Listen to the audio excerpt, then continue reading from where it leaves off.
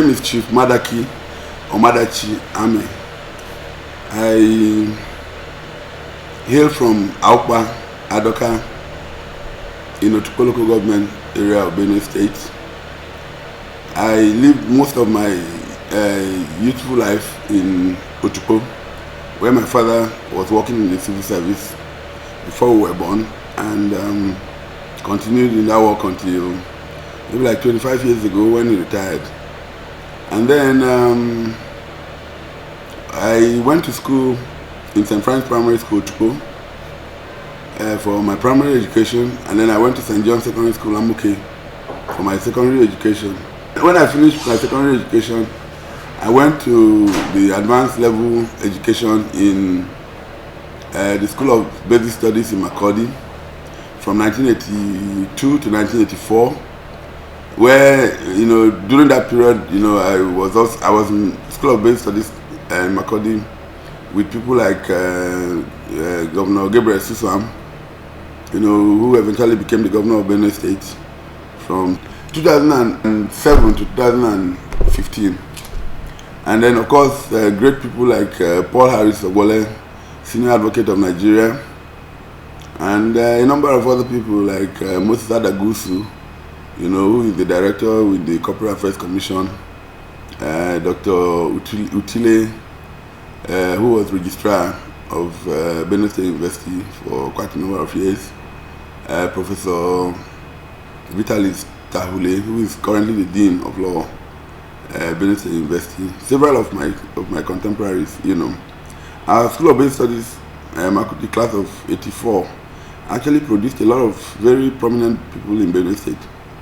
And then after I left School of Basic Studies in 1984, I went on to Ahmadu Bello University Zaria in 1985 and enrolled to read for a Bachelor of Laws in Ahmadu Bello University, which I successfully completed between 1985 and 1988. In fact, graduating as the best student, in the class in 1988. Incidentally, not only just as best student in the 1988 class, but every year throughout the period that I was studying in ABU, I was the best in all the subjects I took. All the maybe like 15 or 16 law courses that I took throughout the 3 years that I studied law. In my part one, I was best in all the subjects, including Islamic law, which we were required to take in ABU. In part two, I was also the best in all the subjects, including Islamic family law, which we were required to take in ABU. And in part three, I was the best in all the subjects, including Islamic jurisprudence, which we were required to take in the school. So basically, many people could not understand why a Christian like me will come out as best student even in the Islamic law courses, but somehow I think I know where to wait for the lecturer, and when I do, they never know where to escape, because even in A levels, in SBS Makurdi, I was also the best in all the subjects that I took. And I set a record there, of getting the maximum available points, throughout, for the year I was there. And it took me 30 years, the School of Basic Studies in Makurdi, for anybody to equal that record. And I heard that young man, a thief boy, whom I met, in the Faculty of Law in Benue State University, eventually got admission the year he went to look for it, and I'd actually planned to, be part of his sponsorship, but somehow I lost touch. But I'm going to find him, because I think he's somebody that I would like to mentor in the profession. So I will finish from ABU in 1988, where I was actually supposed to have been awarded the first class, but I wasn't awarded the first class because since 1962, when ABU was set up and the Faculty of Law took off, they've never awarded a first class in law. So as at 1988, even though I clearly had merited the first class, the school senate, in deliberating on the results for that year, could not bring themselves to make an exception, because they said that, as a tradition in the school, the faculty had never been allowed to award the first class. even though I merited it clearly, because the gap between me and the closest 2-1 was like, night and day. And so, because they couldn't do that, 6 other classmates of mine who were entitled to a 2-1 were not allowed to be put in the same category with me. So if you go to ABU in 1988, as soon as they wrote my name in the 2-1 category, they drew a line, and every other person, got a 2-2. It was when they went to law school that some of them made 2-1, So that is it for the academic side. I went to law school, got called to the Nigerian Bar in 1989, and enrolled in the Supreme Court on the 15th of December 1989. So this year, 2021, will make the 32nd year of my qualification as a legal practitioner. My classmates, and many of them actually are very passionate about me, up to tomorrow. They will tell you that I hardly ever read. So, really, I don't know how I get these grades. But like I told you, I think I know where to wait for the lecturer. Everything you do in life comes with a formula. I really don't like the idea of reading books, So when I was doing competitive academics, by 9 o'clock, 10 o'clock, latest, every night, I'm already on my bed sleeping till the next morning, even during the exam season. So my classmates didn't know when I was reading. And so they would always think that, okay, fine, how come they that work so hard don't get the kind of grade that I get, In fact, one of my classmates, who is a senior advocate, from Kwara, very prominent senior advocate of Nigeria, told me sometime last year, and I really had a good laugh. Now, in those days, when they paste results on the notice board in ABU, when people go to check the results, usually people will be clustered at the board. And because they are clustered there, not everybody can access the results at the same time. So those who went first and have already seen their own results and are leaving, those of them who are coming later and have not been able to access the board, will ask those who are going to see the results, what did that stupid boy Madaki score in the course? It doesn't matter which course, because I will be the best. Then they will say, okay, maybe it's called 75 or 80. It's okay. So when they go to check their own and they have 60 or 50 something, they say, okay, at least it's 50 over 80 or 60 over 80, depending on, because as far as they were concerned, the maximum available marks was what I would score. So they were not marking themselves over 100, they were marking themselves over whatever result I had been awarded. You get the point? For me, this was completely effortless. Apart from mathematics, which I really could never come to terms with, there's no subject that has ever given me any stress when it comes to academic work. So it wasn't all about bookworm. No, I wasn't a bookworm, and I'm still not a bookworm. I went on to do a master's degree in the UK on British government scholarship. I got the most prestigious scholarship in the world. It's called the Chevening Scholarship, where they give you 100% sponsorship, including your family. So when you are going to the UK to study for the Chevening Scholarship, not only will they pay your tuition, your living expenses, and give you a stipend every month, they will also pay for the transportation of your family, to the UK, your wife, your children, any number of children you have, for the 1 year that you stay there to do the masters. I did the masters in energy law and policy, specializing in electricity law, for 1 year, January to December of 2005. My family was there with me. And when I finished it and the results came out, I was still the best. And I made a distinction in all the courses that I took. That was 16 years after my first degree in 1988. I graduated from ABU in 1988. And then I graduated from University of Dundee at the Center for Energy, Petroleum and Mineral Law and Policy, where I got an LLM in Energy Law and Policy in 2006. And I was still the best. I made distinctions in absolutely all the courses that I took. So it always comes without an effort. So because if it was a fluke, if my results in secondary school where I was the best, A levels where I was the best, university where I was the best, law school where I was one of the best, was a fluke. When I went to do a master's in another country altogether, 16 years after my first degree in 2005, I should have lost the capacity to sustain that level of performance, but I didn't. And then it came out the way it did. You know, I even instituted academic prizes in the school, you know, that were being won by the best student in each of the subjects I had a distinction in, and the best Nigerian student graduating from that school every year. Each of those prizes came with a prize of £100 in books.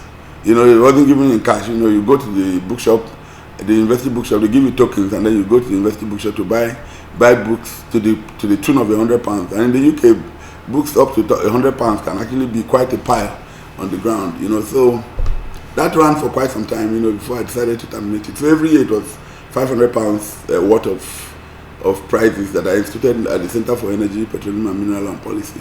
When I graduated from law school in 1989, and I went on to Rivers State to do the NYSC 89-90.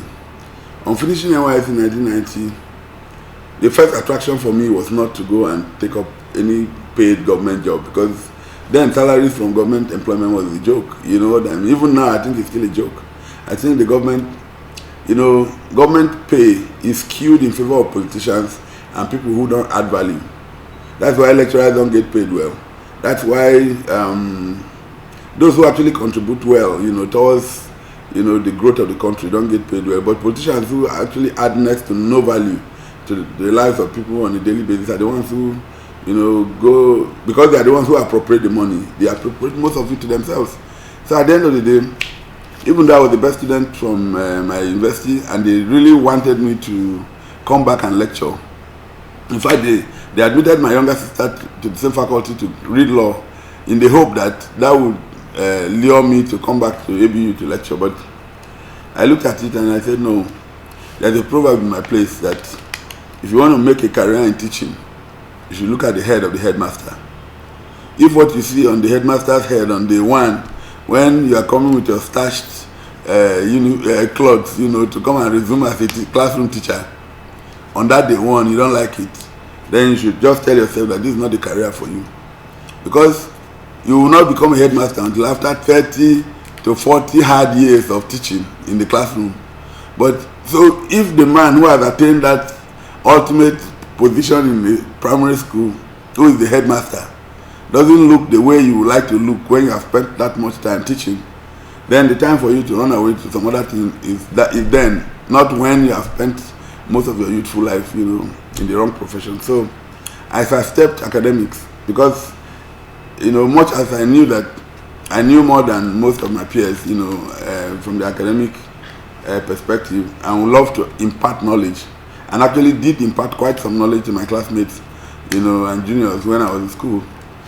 I didn't think that it was a career that I would admire being in, you know, long term. And even now, even though I still have a flair for wanting to teach, but you know, and at a point I was offered the lecturership position at Benue State University, and I considered also going to lecture in Base University here in Abuja. But my challenge is marking the scripts. I can impart knowledge, but I really don't have the time to start reading, you know, the handwritings of students, you know, to mark their scripts and see whether they passed or not. So if the school will allow me to pass everybody who has achieved a certain threshold, you know, of understanding, then I'm fine. But to go and say, okay, this one you scored 20 something and you failed, come and rewrite the exam, and then, you know, some have bad handwriting, you can hardly even decipher what they wrote. So they may be smart, but they just can't express, you know, their smartness on paper in an intelligible way. All of those things don't add up, you know. So at the end of the day, I say, no, you know, I would prefer to give guest lectures where, you know, students will assemble in the hall, and then I can talk to them about the career path that I chose, which ultimately became oil and gas. You know, because when I left NYSC in 1990, I joined Ajumogobi Okeke Oyebode and Aluko. At that time, it was the biggest law firm in Nigeria, you know, and I practiced with that law firm for about 2 years, from 1990 to 1992 in December, when the firm, due to disagreement between the partners, split into two, Aluko and Oyebode, Ajumogobi and Okeke. So in 1993, I went on with Aluko and Oyebode for 1 year. During that period, I also enrolled in the University of Lagos for a master's degree but I abandoned the master's program because ASUU went on strike for 7 months. So the program started, I think, in January, and by February, ASUU went on strike, and they didn't call that strike off, or they didn't call off that strike until about this October of that year. And as at October of 1993, I had strong indications that I was going to make a career change. I was going to leave law practice, in the form of going to court and arguing cases in court for consulting, because I had already been offered a job in Arthur Andersen, which was at that time the biggest and the best consulting firm in the whole wide world, and then who only recruits people who made a first class and a 2-1, by the way, in any discipline. I even think that I saw a recent advert where they are hiring, and I sent the advert widely to a lot of our IDOMA groups to encourage our young people to apply. I think it's probably the best place to work in the world, because they teach you, they train you well, and the training you get there actually stays with you for the rest of your life. So the 2 years I spent in Arthur Andersen, from 1994 to 1996, I think were the high points of my career, because that was the period that I attended the most training courses, and then worked in a learning environment where everybody is smart. Your boss is smart, you are smart, your subordinates are smart. So as you're opening your mouth to give instructions, the person you are trying to talk to already understands where you are going. So you don't have to spell it out. You don't have to micromanage anybody, because everybody is at the same level of intellectual capacity. So eventually the firm failed worldwide due to the Enron scandal in the US, and had to rename themselves in Nigeria and became KPMG. And today KPMG is still the top consulting firm in Nigeria. I've had a great career working both in law practice in the active sense. Incidentally, the last time I ever attended a court session to argue a case was in December 1993, and it happened to be in Otukpo. I was practicing in Lagos then, and then I flew into Otukpo to do a case for one IDOMA man whose house was going to be sold by a bank because he took a loan that had gone bad. To the glory of God, I won that case for him, even though it was really bad. And then that was how I hung my my wig and gown, and that was 28 years ago. And I've not returned to the courtroom. And of course, I took a decision on the 31st of December 2020 that I was going to quit law practice in the sense of going to court, because after I left Shell 13 years ago, one of the options I had was to go back into law practice, to throw my hat in the ring and practice, as hard as I could, and apply for the title of the senior advocate at some point, which is the ultimate recognition in the law profession. But I looked at it, I didn't have the flair for it. I had lost the passion for the courtroom.